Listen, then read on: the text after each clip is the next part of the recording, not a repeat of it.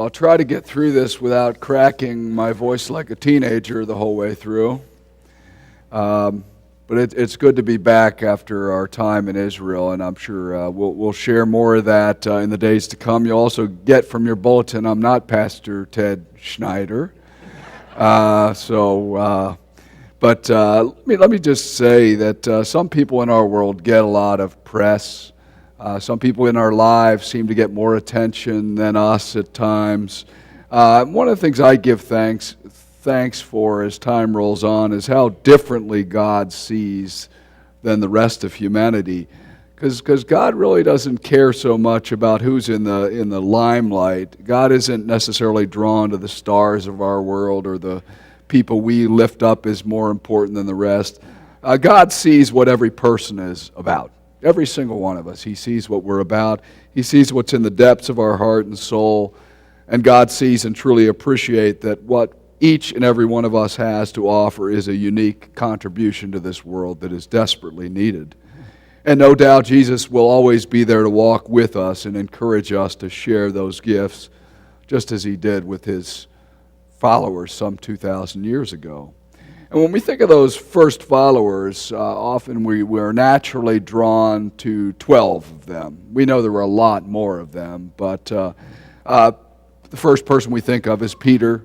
First and foremost, he is the one who seemed to always get the most press.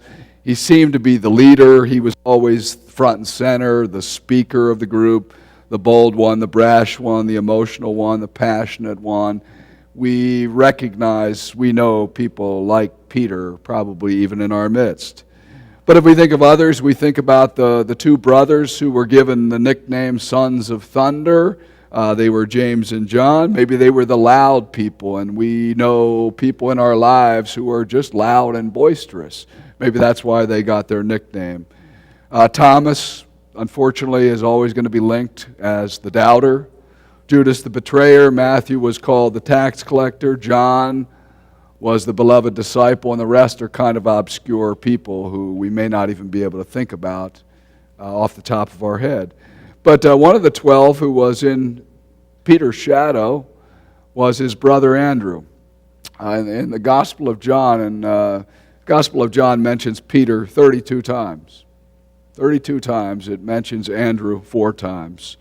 And all of us who are parents, you recognize for at least half of your life, it seems like when you're raising your children, you have no identity other than, well, I am Drew's father or Rachel's father or Becca's father. Andrew was for all of his days, seemed to be absolutely linked to Peter. Whenever he's mentioned, he's referred to as Peter's brother. 32 times verses 4, the gospel writer is almost saying, hey, Peter's more important. But Andrew is worth paying attention to, especially, as I read from the Gospel of John today. The Gospel of John is where we get the witness about Andrew. Perhaps, I don't know whether it was a friend, the Gospel writer was Andrew's friend, but there was something in Andrew that the Gospel of John wanted to point out. Andrew was a fisherman from the village of Bethsaida. Unfortunately, not a place we were able to visit the last 2 weeks when we were in Israel, but Bethsaida in the time of Jesus was along the Sea of Galilee, kind of on the northeast corner of the Sea of Galilee. But Andrew, his father was John. Of course, his brother was Peter. And we learn a lot from 3 different stories, the one I mentioned today and 2 others. But we learn that Andrew was a follower of John the Baptist today. And what that says to me is he was someone who was searching in some way for something deeper. Something drew him out into the wilderness to experience John the Baptist. He heard John the Baptist speaking about something greater, someone greater who was coming, who would transform people's lives. And who knows how long he was there with John the Baptist, but one day Jesus walked by, and John, whether he nudged him or just simply said to him, he said to Andrew, there's the one I've been talking about all this time.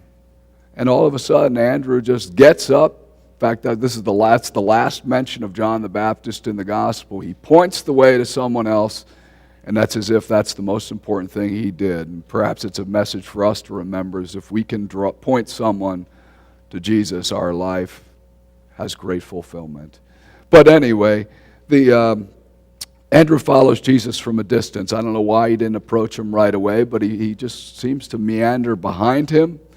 And soon Jesus notices him. He turns around and asks him what he's looking for, what he's really seeking, what he wants from life.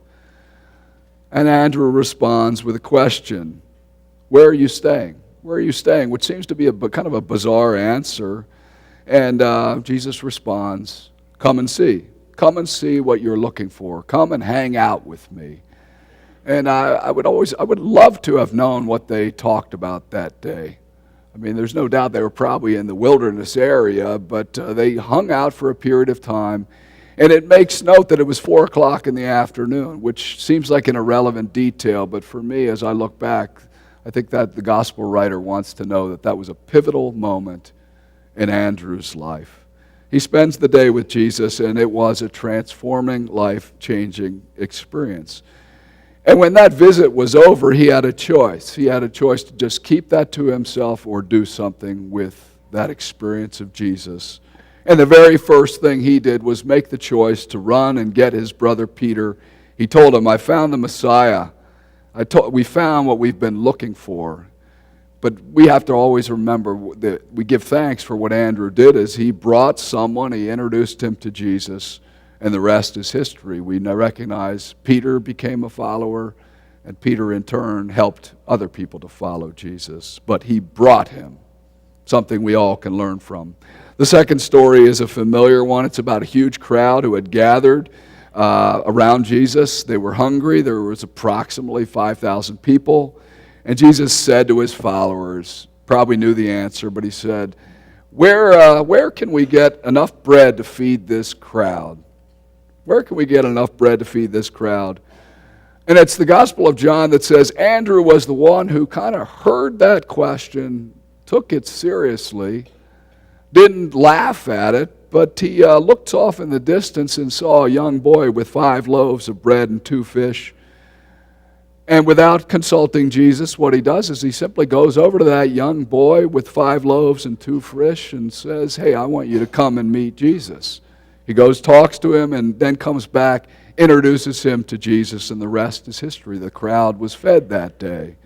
But what Andrew did was he looked off in the distance. He saw someone with a gift that might make a difference, even if they couldn't see it themselves. He went to them and encouraged them to bring it forward, share it with Jesus. And he didn't just say, "You might do this." He walked with them as he brought that gift forward, which meant anytime we want to encourage someone to share their gifts, we can't just leave them empty-handed. We have to go with them and encourage them every step of the way. Final story is during Passover week, and Jesus is teaching in the temple.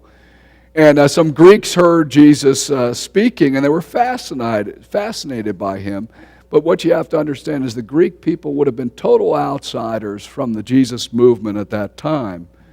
And they approached Philip and said, "Hey, we want to meet Jesus."